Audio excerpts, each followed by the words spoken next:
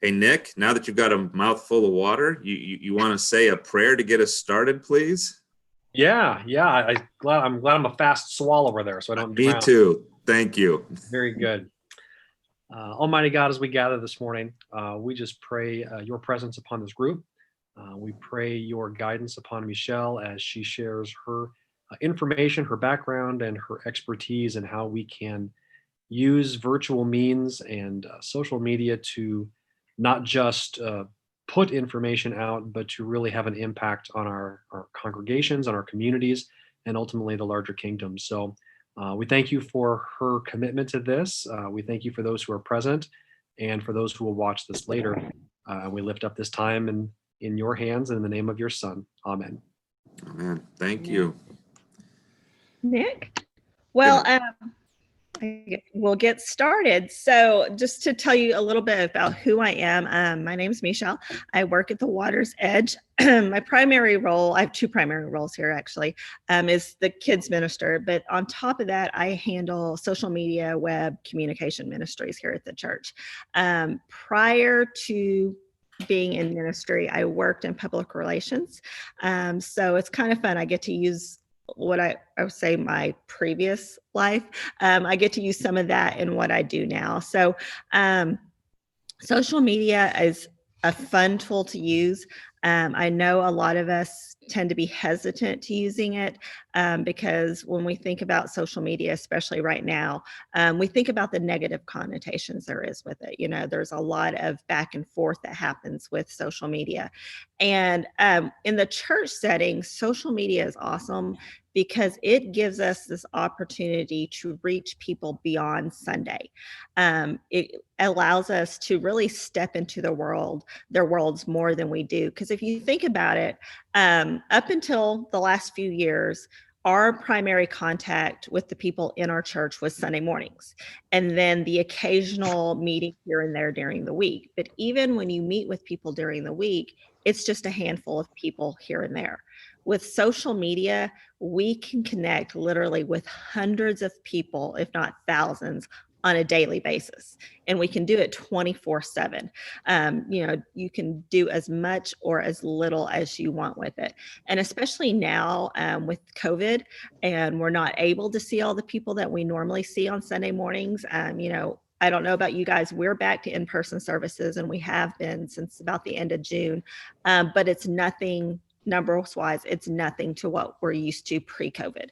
And so we rely on social media pretty heavily to reach out to people. And then social media, not only do we get to reach out to our normal people, our congregation and our members, but it's also a front door for those people looking for a church. And so I'm just going to go over some basics with you real quick, and then give you some time to ask questions. If there's anything I go over and you want to ask a question while I'm talking, feel free to interrupt me. It's not a big deal. I'm fine with that. So the first thing I tell everybody, and I guess it's been about 2 years ago that I did this with the Missouri River District. I actually helped train pastors on social media. The first thing that I tell pastors, anyone running social media for your church or your organization, is that social media page, whether you do Facebook, Twitter, Instagram, that is the voice of the church. It is not your personal voice. And a lot of times we forget that because what I tell pastors is you're itinerant. You can leave whenever it's decided. And if that social media page is your voice, then it changes drastically when you leave. But if you keep your social media page the voice of the church, you can change pastors, you can change staff, but the people who are seeing your social media page, they're still getting an eye into what the church as itself is like. They get to see the personality of the church. And when it comes to people looking for churches, 90% of the time anymore, the first thing they're going to do is search you on Facebook. I mean, think about what you guys do. If you're on social media and someone calls you or someone mentions somebody's name and you're not quite sure who it is, what do? you search them on Facebook. I mean, if you're on social media, I mean, that's the first thing I do. I know everybody here within our setting does that. If we can't remember a face, we search them on social media. And people do that with churches as well. So, you know, if somebody on the street asked me about the Water's Edge and I told them a little bit about it, or told me about the Water's Edge, the first thing I'm going to do is go search them on social media.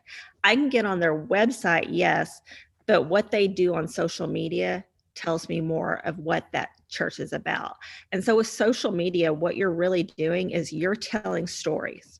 You're telling the church's story, and you're telling the stories of the people within your church. And that's what's so cool about it, because when you hear these stories and you get to interact with these stories, then you get to know about the church. And so that said, when it comes to social media, whether you use Facebook, Instagram, Twitter, sorry, I need to close out my email. No matter what platform you're using, don't just use it as a way to advertise events. Yes, advertise your events on there, but if that is your sole thing you're doing on that Facebook, Instagram page, then you are missing a huge opportunity. Because like I said before, you get to reach people. And so if I get on Nick's church's Facebook page, and all I see on there is, hey, we're having a potluck next week. Hey, we have this Bible study going. This is our sermon series. That's all I'm getting to know about that church is the programming. And programming is great, but I want to know from looking at his Facebook page, is that church going to be relevant to me? As a 42-year-old single mom who, you know, likes to wear ripped jeans and has tattoos, am I going to walk into Nick's church and feel uncomfortable because everyone there is over the age of 60 and wearing a suit and tie? By going to Facebook, I can look and say, oh, you know, those people are dressed like me. Those people look like me. By going to Facebook, I can also watch the sermons. You know, if I get on Facebook and I watch a sermon from your church and it is full of church jargon, and I feel like I have to have gone to seminary to understand it, then I know that church isn't for me. So by using social media, people are getting so much information about your church. If you get on the Water's Edge Facebook page, you'll see that the things on there aren't just limited to church stuff. And we do that on purpose. You want your social media pages to be relevant to your people. And unless they work for the church world is not their world 24/7. And so you have to think about that when you're posting things and you want to engage. Right now, during COVID, social media is such a great way to engage with people through the questions, through the comments, through the things that you post. So some of the things we do here, like there's a website, nationaldaycalendar.com. I'll get on there from time to time and see what today's national day is. A few weeks ago, it was National Coffee Day. Awesome. That's something most people have an opinion about. And so I posted a graphic that said, hey, what's your favorite coffee shop in Omaha? And immediately, like people who never comment on anything, they're weighing in on things. And then they're having conversations back and forth with each other. And then as the church, I'm commenting, hey, you know, what's your favorite thing to order there? Right there, as the church, I'm communicating with people and engaging with people in a way that is comfortable and safe to them. And when you build that comfortable, safe relationship, then on Monday, when I post, hey, it's Monday, how can we pray for you this week? They're a little more comfortable answering that question because we've engaged in this other thing that was safe and comfortable and relevant to them. And so there's a comfort level now when we ask big questions. And they may not always comment with their prayer requests, but they'll send us a direct message. but a relationship has been established. And I'll be honest with you, some of these people that I engage with on social media through the church, I couldn't pick them out of a crowd, just because, pre-COVID, we had lots of new people coming to the church and I didn't get to meet everybody. But what's cool is as you see these people returning to in-person worship, they're telling stories like, hey, yeah, I remember, seeing you on Facebook or talking to you on Facebook. Now here's my face and you can put my face to my name, and they may already know you. But it breaks a barrier that was once there. Because think about back in the day when you were walking into a church for the first time. How did that feel? Uncomfortable, weird. I mean, I can remember my first time walking into the water's edge. I was nervous. I didn't know anybody other than Craig. Craig was the only person at the church I had talked to. I walked in, we were meeting at Millard West High School at the time. I walked in the wrong door and ended up in the wrong place. And it was just completely uncomfortable. But nowadays, through social media, you break through that, because so often now in our setting, we hear people that come into the church and they're like, we've been watching you for the last 6 weeks online. And, we're comfortable being here now because we know a little bit about who you are and what you're about. And that uncomfortableness that was once there, that hesitation, it's not there, because even though it's through a screen, they still feel a connection. And that's what we're doing with social media. We're making that connection. And so if all you're doing on your social media pages is promoting, then you're missing a huge opportunity, because what you should be doing is engaging, responding, interacting. Does that mean you have to do it every single day? No. And that's a lot. I know a lot of you guys, we're lucky here. Craig doesn't have to handle the social media. I know some of you guys are in the spot where you're doing your own social media. So my suggestion for you guys, if you're handling your own social media, and this is how I do it too, because I have other things that I do here at the church, schedule it out and stick to your schedule. So for our social media, obviously I know on Sundays at 9 and 10:30, we're live streaming our worship services. And I'm going to talk to you guys briefly about live streaming.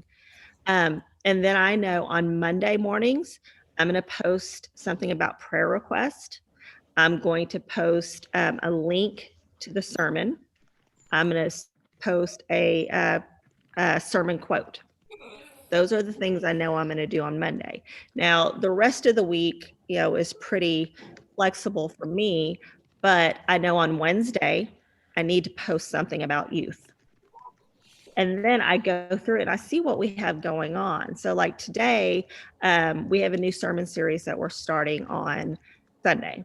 And obviously I want to promote that, but I want to promote it in a way that I can engage people. So I posted a quote that just said, what is your relationship? If you could describe your relationship with money, what would it be? Now that's an uncomfortable question for people to answer. And so I've gotten mostly direct messages about that. But then on Instagram, I posted in stories. It's actually in our Facebook stories too. And I would show you guys our account right now, but if I do, it's going to mess Craig up because he's live streaming on our account. And so once he's finished, I can do that. But, I know those things are going to happen. So on Instagram, I do stories. If you're not familiar with stories on Instagram and Facebook, email me, call me. I will go through them with you. That's a conversation that'll be longer than the time we have. But Instagram, I'll tell you this, Instagram stories, Facebook stories are viewed more than the timelines because they're quick and they're easy to get through. Matt had asked me in a question sheet that he sent me, what is my favorite form of social media? And I have two separate answers. For the church world, it's Facebook. because it's inexpensive. It can be free to reach a ton of people. But for me personally, it's Instagram, because I go through the stories and within 15 minutes, that's max, I can see everything I need to see. And it's just these snippets of stories that people have posted. And so one thing I try to do at least Thursday, Friday, Saturday is get in the stories and post stories. So today, the story, it's leading up to our sermon series. It's, if you had to describe your relationship with money, what would it be? And then each slide, it's just like you see on social media. It's complicated, we're in our honeymoon period, things like that. And then that led to the next thing that tells about our sermon series. On Saturdays, I usually post something about coffee. It may be a story of me walking into the coffee shop and reminding people, hey, we have 5 p.m. coffee house service. So we try to do a good mix too, whether it be on Facebook or Instagram, of graphics as well as people, because people and seeing people is important. And one of the things that we do here, Craig and I started it a while back. Nick, I think you were probably still here when we started it, was our lunch and learn, or our Thursday lives segments. So this came out of nowhere. I was sitting at my desk one day and I was like, hey, Craig, let's just go live on Facebook. And so we started this noon show on Thursdays, and it was Craig and I, and we would talk about, scripture and the sermon series and whatnot. And then we would just do random things. A lot of it revolved around food. And so we did a Popeyes versus Chick-fil-A sandwich taste test. None of that has to do with anything in the church world. But at the time, it was relevant to people because there was this big, at the time, it was when there were huge lines at Popeyes to try these sandwiches and they were selling out. And there was that big debate, which one's better. And so we're like, hey, why not do that? So we had our assistant, Gayleen, go and sit in line for an hour and get us sandwiches. And people engage and they interact with that. And what was cool through that is we would get a lot of people who would tune in and watch it that weren't a part of the church. And then gradually they started coming to the church because it was, well, I've seen these two. I've seen what their personality is. I think that would be a fun church to go to. And like I said before, they would walk in and immediately recognize me or Craig and come and talk to us. And it wasn't uncomfortable for them. Now that has snowballed through COVID. We've kind of changed things up a little bit. Now Craig's doing a lunch and learn Bible study at noon on Thursdays.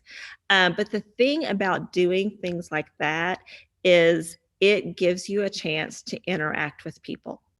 And what's great about it is it's free. All you really need is exactly what you have in front of you right now. If you can do a Zoom call, you can do Facebook Live. It's that easy. And you don't necessarily have to have an agenda to it. And a lot of the times when Craig and I would do our show, we wouldn't even know what we were talking about till our mouths opened, which is kind of scary. But, you just go with it. And what's cool about that is people see you being real. And that's what they want. They want you to be, authentic and vulnerable. And when you're on Facebook Live, anything can go. And that's kind of fun because part of it too is they see what happens in the church when they're not at the church. And so if, Craig's broadcasting live right now, I've actually just watched Chad, our youth pastor, walk behind him going to the refrigerator 16 times. And to people, that's funny because they see that the church staff is just like anyone else. And again, it breaks down that little barrier that you have between you and people. And, right now, the biggest thing that we need to be able to do is reach out to our people and reach out to the new people. And we're in a situation where we can't necessarily do that like we used to do. We used to be able to go and have lunch with people or shake hands with people on Sunday morning. We can't do any of that.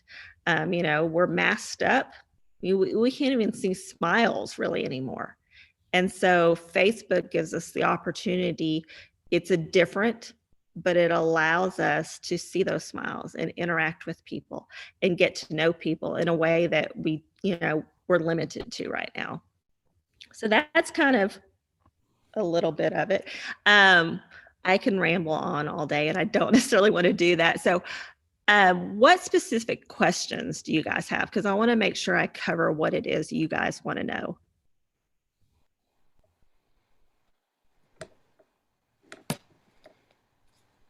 Anybody? I mean, I can come up with a question if you really want one. That would be awesome, Nick. Great. Let me see what I can come up with. Well, first of all, I appreciate all of what you shared. And you and I have actually had some offline conversations over these past few months or over the past year about different tools and resources. So I would say to anybody on the call, if you're uncertain, Michele is, I'll say, very available. I don't want to kill your schedule there. But something, just a simple back and forth led me to a resource for this or that, which has had an impact on our social media presence. And some of the things you've talked about, scheduling it out, is something that I've been trying to do. I'm one of those people that I have it all myself. You know, I'm a, Right. kind of a one person shop, as many of us are, although I think it's important to try to tie in our volunteers where we can. So we've got some youth, you know, one of our youth in the church, they're managing one of our Facebook pages for kind of a nonprofit that we have across the street. So if we have others in our churches, that'd be a recommendation I might give. You know, maybe if you trust them, you don't want to give them carte blanche, obviously, but that would be helpful.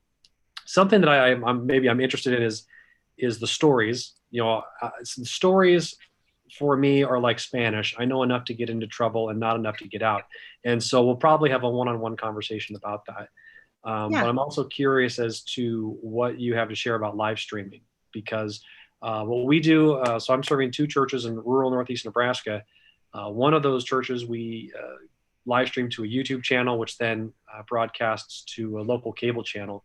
We're updating to a resource that will allow us to live stream to that platform and Facebook Live at the same time. Mm-hmm.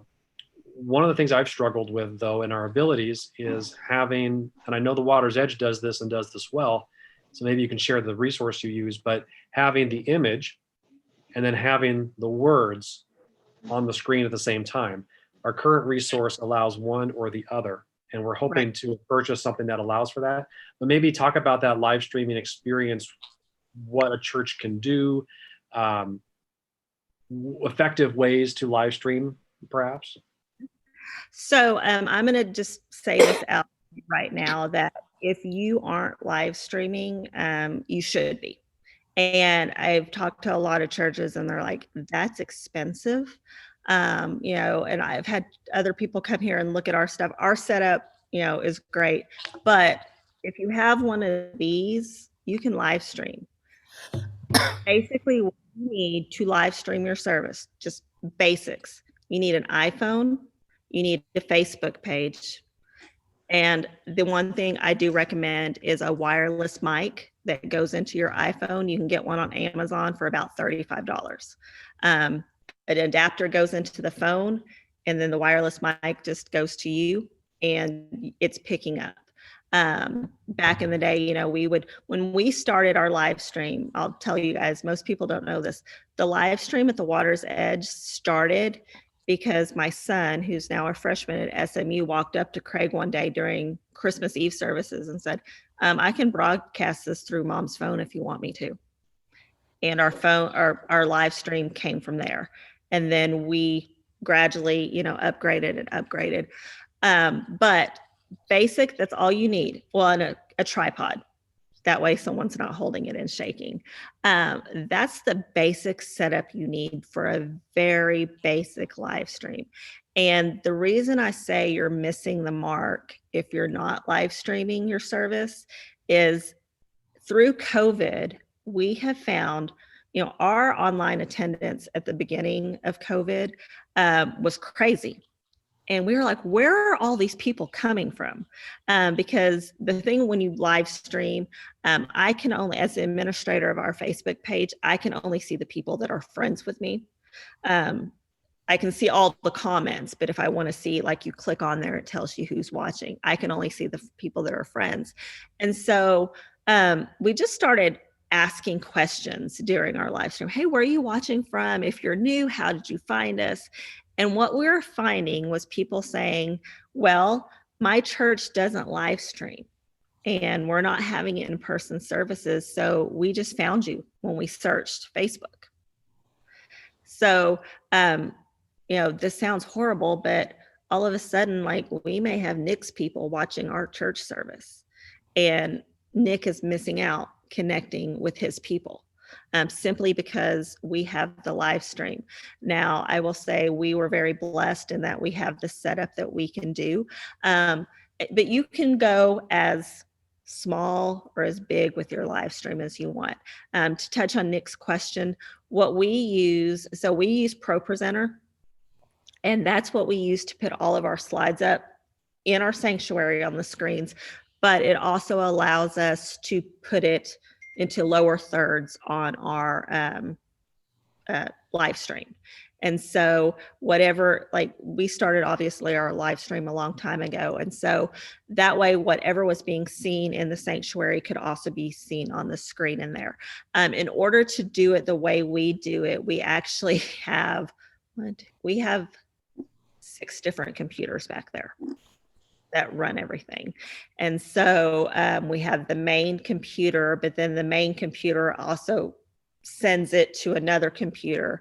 We are actually about to downsize all that into one computer. But ProPresenter is the answer to your question, Nick. That's the program we use, and it allows us to do both of that. For us, we use a service called Wirecast, and Wirecast is a streaming service. And so if you want to stream to more than one platform, you're going to need a streaming service. Otherwise, you're going to have lots of different setups going. So we use Wirecast. There's another one that I think it's called Church Online. We're actually been researching it. I'm going blank on the name of it. I can send a link to Matt and he can send that out for you guys. That's actually a platform that a lot of churches have used and are using now. It's actually was developed by Life Church. So Craig Groeschel's church is the one that actually developed this.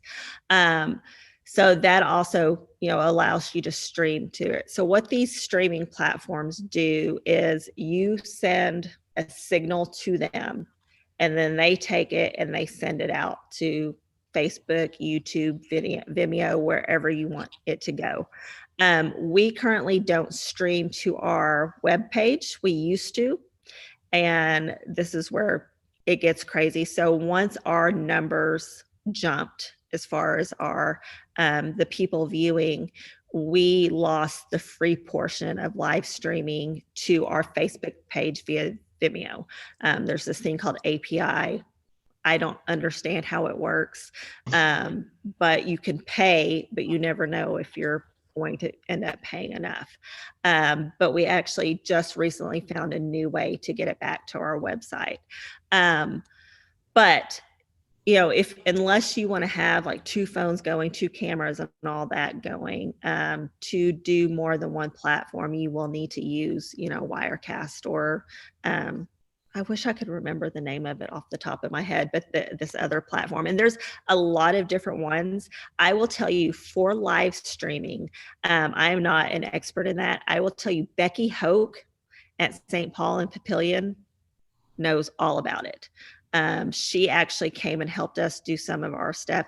I know Becky through my son, Wolf. She was Wolf's media teacher in Papillion. And so that's how we got the connection with her. But she knows her live streaming stuff. She knows the equipment you need. She knows, the best broadcast. She knows like what they use, what other churches should use. So she is a plethora of information as far as the technical side of live streaming.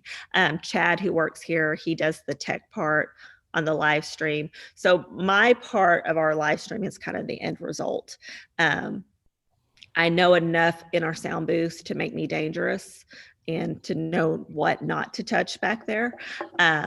But as far as if you want to know more about the technical side of it, I would definitely reach out to Becky at St. Paul or even Chad. Becky has taught Chad a lot of stuff too. So, but with live streaming, what's cool about live streaming your service on Facebook is you can interact with people, and you can do it on YouTube too. We do it more on Facebook. You can interact with people during the service. And we have found that people absolutely love to do that. And so I moderate our services. If I'm not preaching, I'm moderating. And so what I do is whoever's preaching that Sunday gives me a copy of their sermon notes. If they manuscript it out, they'll give me the full manuscript. So as they're preaching, I'm pulling stuff out of that sermon, putting it in the comment section, and asking people questions. And it's just a way to engage with them because, on Sundays, if they were here in the building, we'd be talking to them before and after the service. And we can't do that right now. And so by interacting with them, and we encourage people, when we first started really doing this, we told them it's kind of like getting to pass notes in church. And so, and to see the interaction, and what's cool about that is it promotes interaction within the church too, because within a couple of weeks, we noticed before I even popped on and our live stream was going, people were greeting each other. Hey, Nick, it's good to see you. Hey, Matt, welcome. And then if someone popped on there, this was what I thought was so cool.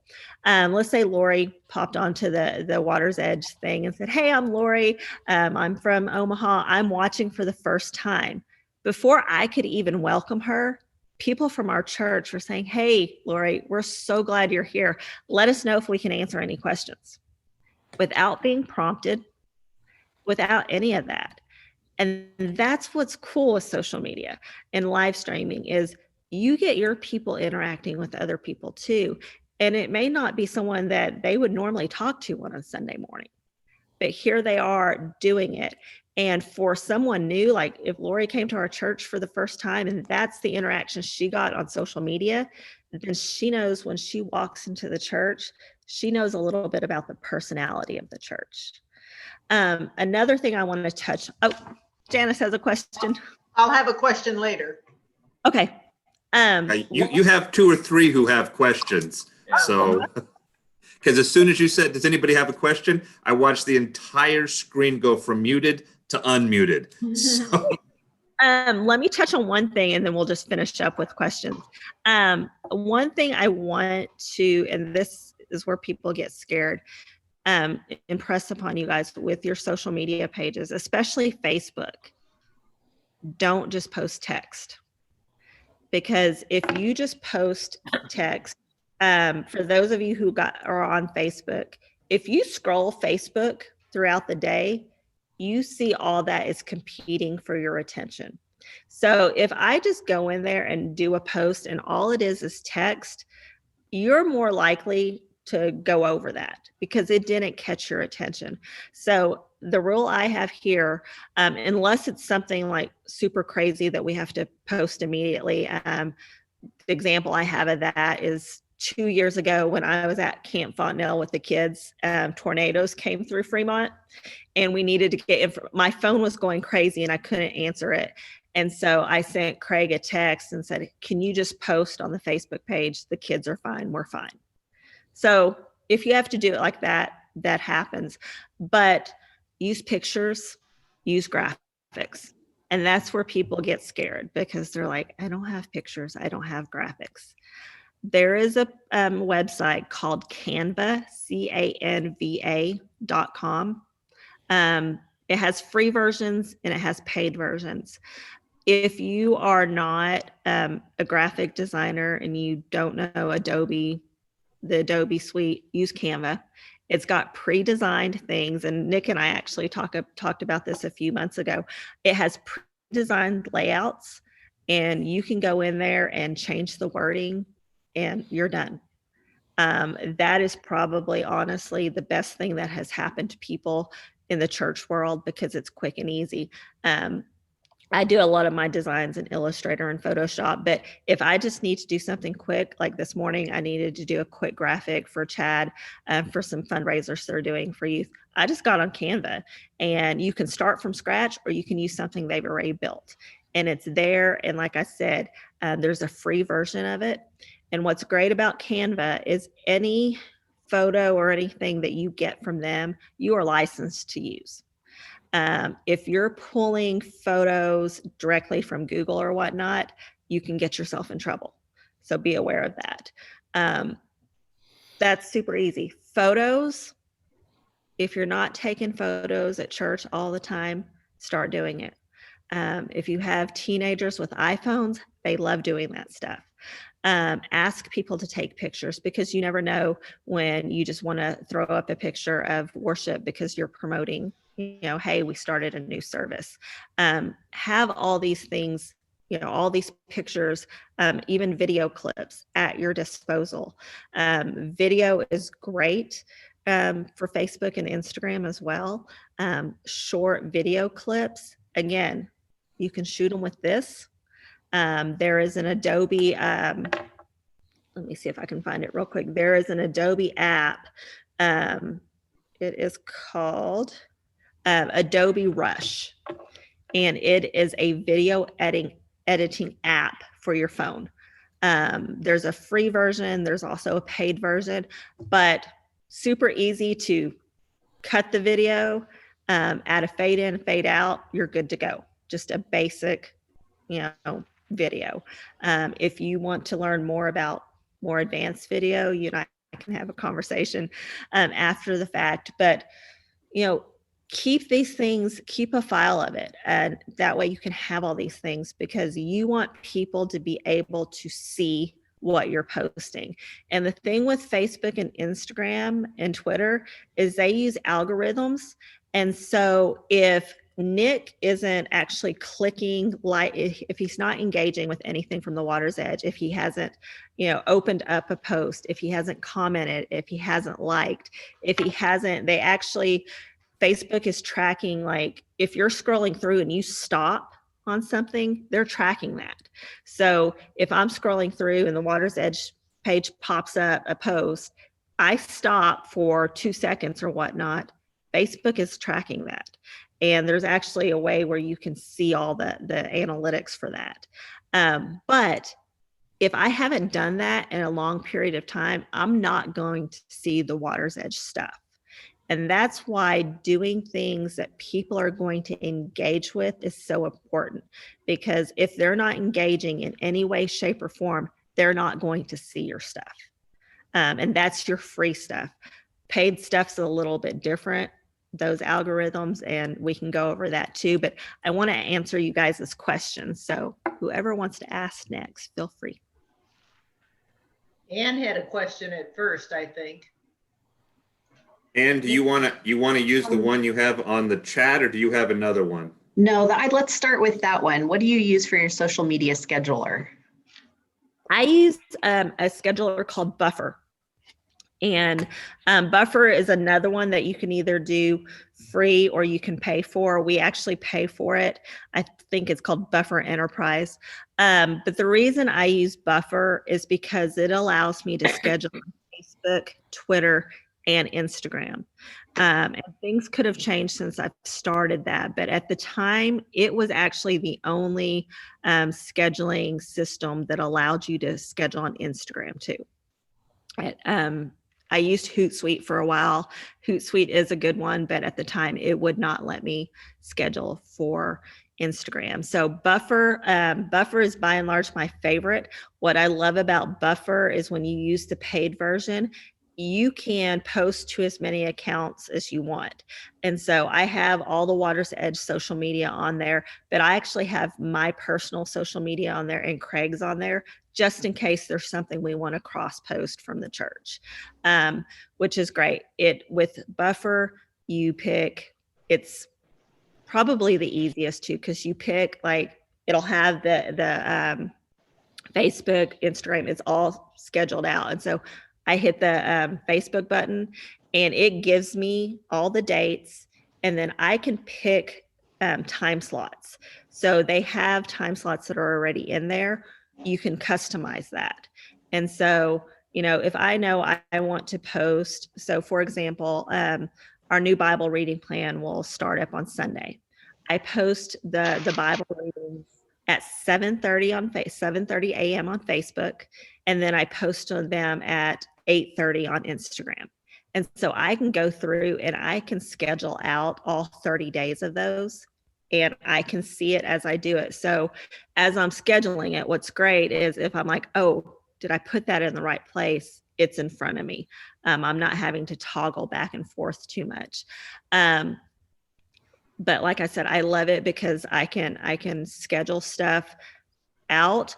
If I want to post something on Facebook and Instagram right now, I can go to Buffer, get it on there, and just hit post now, which is great because then if I'm trying to get it on all of our social media platforms, I'm not having to do Facebook here, Instagram on my phone, and then go back to Twitter. I can do it all at once, which is great. Buffer is also great because it gives you analytics. And analytics, you know, we don't think about those a lot, but they're important because the analytics are telling us who is seeing our stuff, how many people are seeing our stuff, and if it's effective or not. Because, you know, if you start doing a Tuesday noon segment live and you're noticing the analytics, nobody's really watching it, then you know that may be something we should try something else. Don't give up on it immediately. I would try everything for at least 6 weeks before you give up on it. But you can kind of see, and then you can also see if they're, you know, when you're logged in live, you can see people getting on there, but then you can also see how many people are watching this after it's aired. You know, how many people are sharing this with their friends? I love the analytics too, because I can see where they're watching from or where they're viewing from. I can see if they were in Omaha. I can see if they were in Arkansas, Texas. We have people from Norway that we see watching. And that's kind of cool to be able to see your reach through the church. But Buffer is the one I primarily use. There's also one called Hootsuite. Craig just walked in, sorry. Okay. Hi, Craig. Hey, Craig. Okay, Ann, what's your follow-up question? Okay, so my next question is, what are we talking about in terms of time to manage your social media?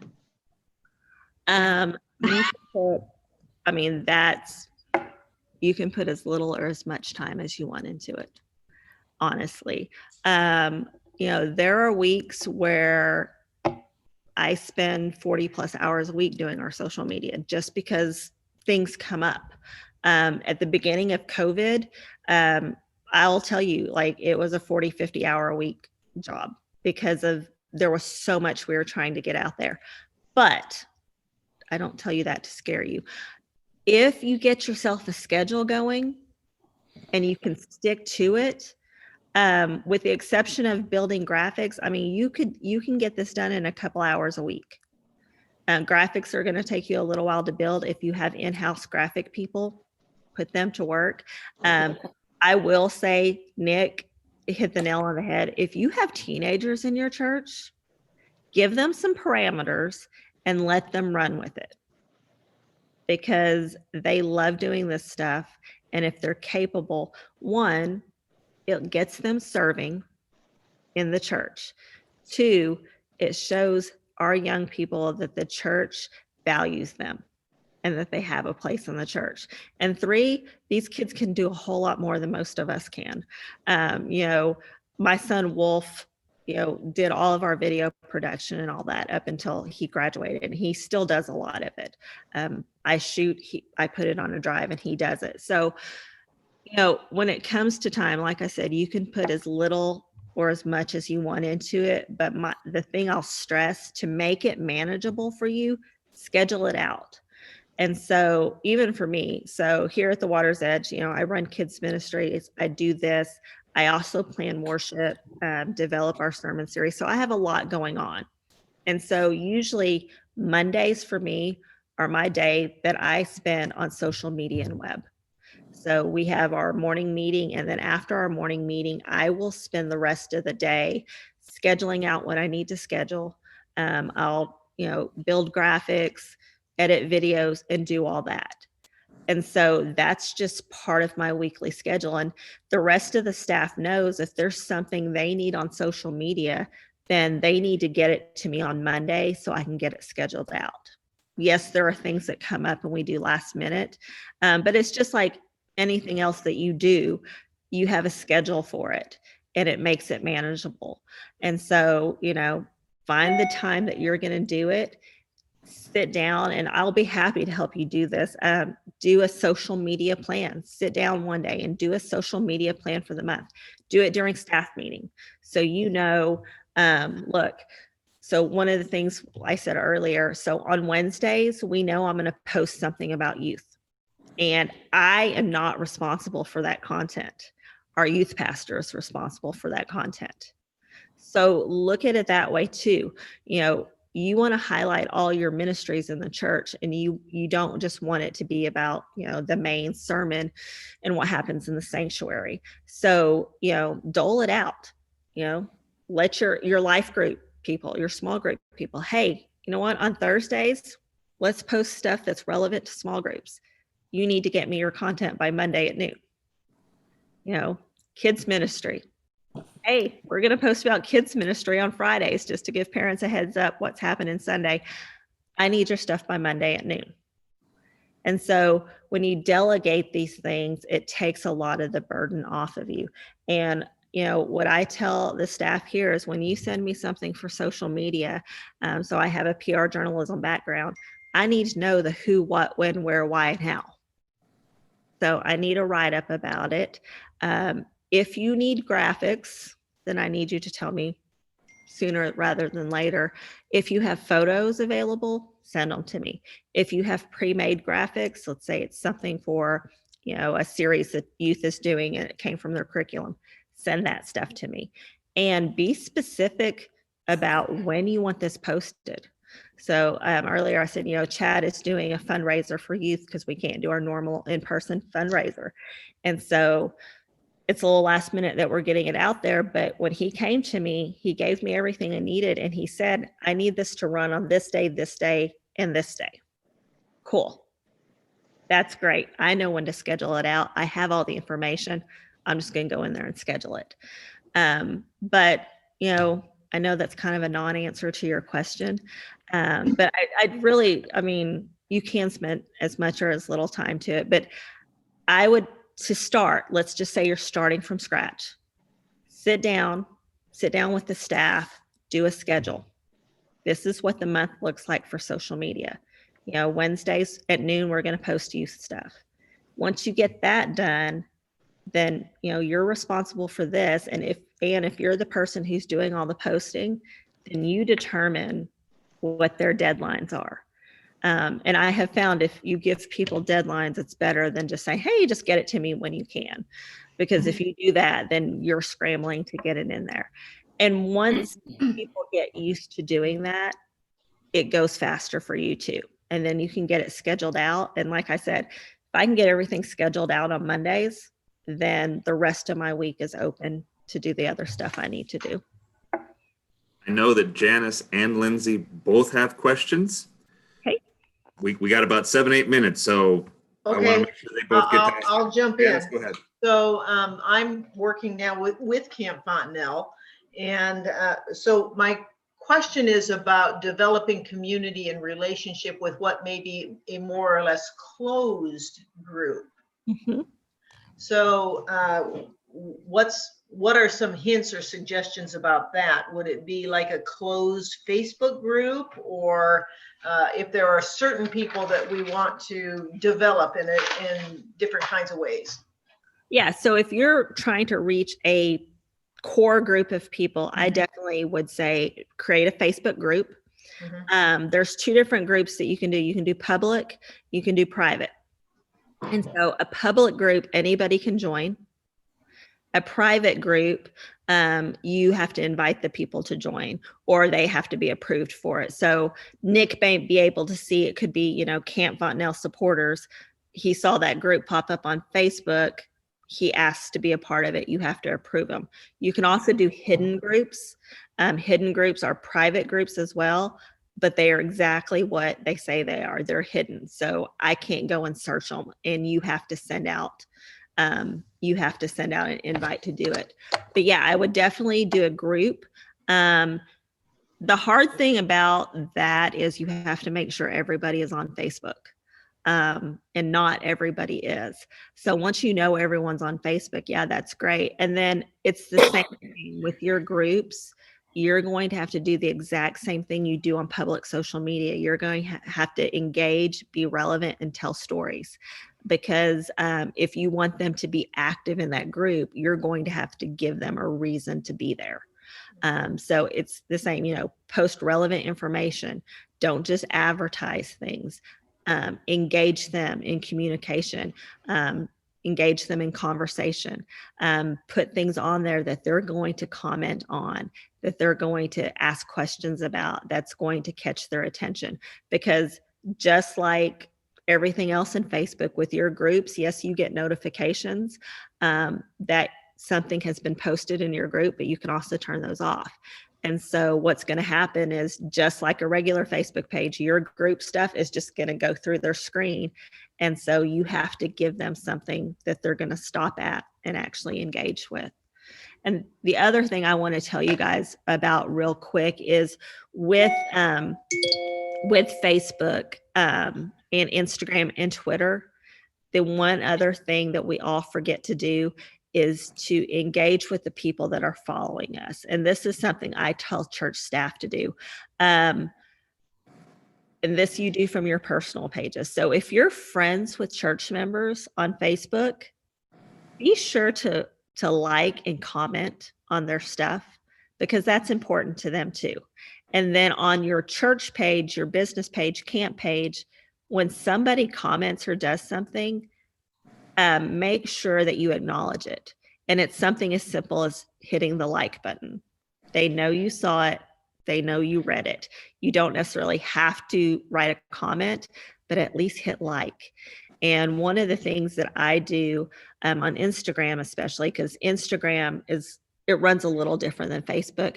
If someone likes or comments on something, I go to their Instagram page as the church, and I look through it if it's public and I can do it, and I'll at least like or comment something as the church, because that makes them feel and understand that, hey, you are invested in them.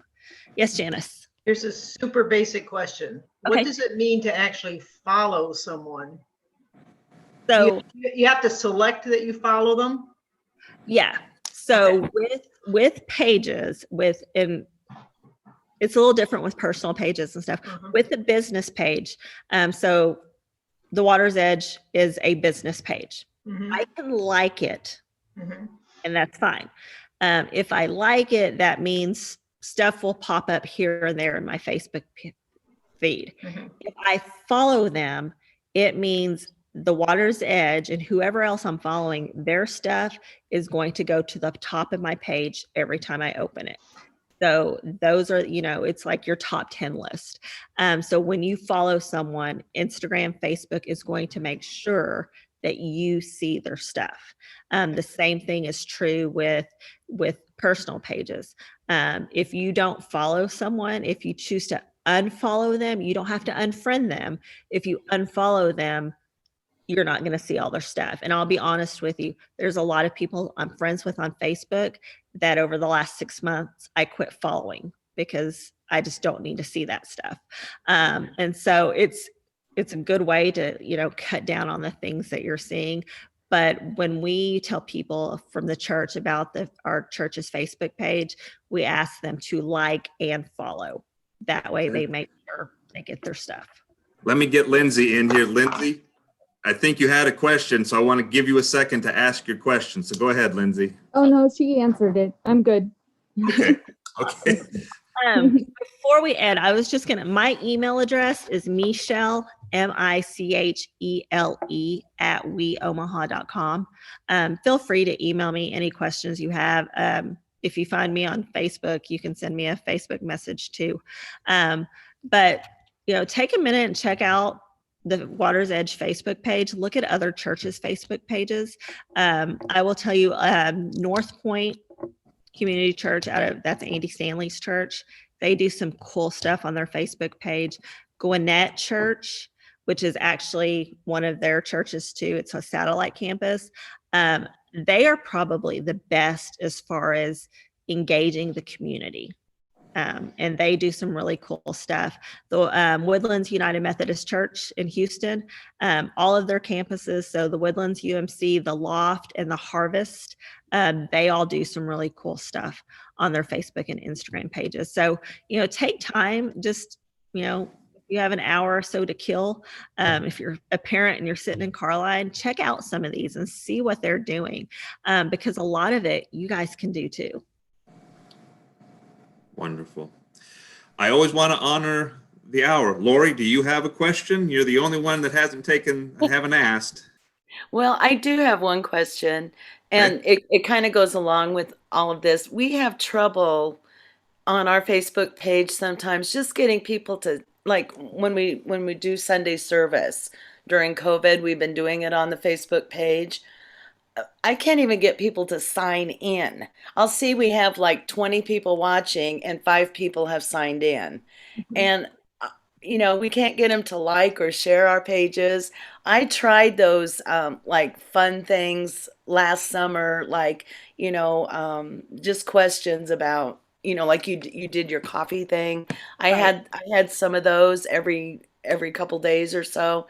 I couldn't get responses to those at all. I beat my head up, and we tell them to please like and share our pages and all of that, but they just won't do it. They won't click on links. Right. How do you get people to, interact? It's like a lot of it is just being persistent, and a lot of it is church leadership doing it, because it's kind of the follow me thing. So with us, a lot of it was, if the pastor is doing it, then other people are going to follow suit. If the associate's doing it, if it's people on leader team doing it. So start from the top and just encourage them to do that. When we have big things going on, we basically flat out tell SPRC and leader team, hey, you guys are church leadership. We need you guys to promote this and share it. And so it just takes persistence, honestly. Eventually you'll get so persistent with it that they'll start doing it for no other reason to get you to quit talking about it. Because when I started this, I guess it's been, 5 years that I've been doing this. We had other people who did it. That's what it was. It was, Nick used to do announcements in church. It was every time we announced something, it was, hey, make sure you like us on Facebook. Make sure you follow us. We even did it. We've done this a couple of times where we've told people, hey, we want you to get your phones out right now, pull up Facebook and like the Water's Edge. And so just keep it on the forefront of everything you do. If you send out anything, make sure that you put the links to Facebook. If you're sending an email, link to Facebook, link to your social media. If you're sending out letters, hey, be sure to like us on social media to keep up with the latest events. And the other thing that I will stress is, if you're wanting people to go to your Facebook page too, you've got to give them something to go to. And so that means constant, not oversharing. And there's a sweet spot. I do about 3 posts a day on Facebook, 1 or 2 on Instagram. But you have to give them something to go to. And like when I was doing the coaching with some of the pastors, they were like, hey, we're just not getting people to engage. And I'm like, well, I go to your Facebook page and it's May, and the last thing you posted was Christmas Eve. Yeah, I'm not going to go to your page because of that. So just be persistent with it. Encourage them. If you're wanting them when you're live streaming, mention it at the beginning. If you do a welcome at the beginning of my live stream, hey, if you're joining us online today, a great way to invite people to church is just to share this right now on your page. We'll give you a second to do it. Do that and just, be persistent with it. As far as the signing in thing goes, honestly, we gave up on that. Because when COVID first hit, we did an online, here's a link to, check in, let us know you're here today. Some people do it, some people don't. And So if you're doing it to get attendance, my best advice to you is go to your analytics, look at your peak viewers, and then multiply that by 1.6, and there's your attendance for that service. 1.6 is just kind of a sweet spot because we know for most people viewing, there's probably a whole family. You don't want to do it by 2. It's a skewed number. I'm not quite sure where the 1.6 came from. That's just kind of a church world number. But if you're doing it for attendance, that's the easiest way to do it. And if you don't know how to get to your analytics, shoot me an email because I actually have screenshots and all that I can show you how to do that on Facebook. John Wesley actually said it's 5.7%. He posted There that you on go. his Facebook page just the other day. I call that be pastor sure to- That's exactly what it's called, is pastor math. Michelle, No, thank but- you so much.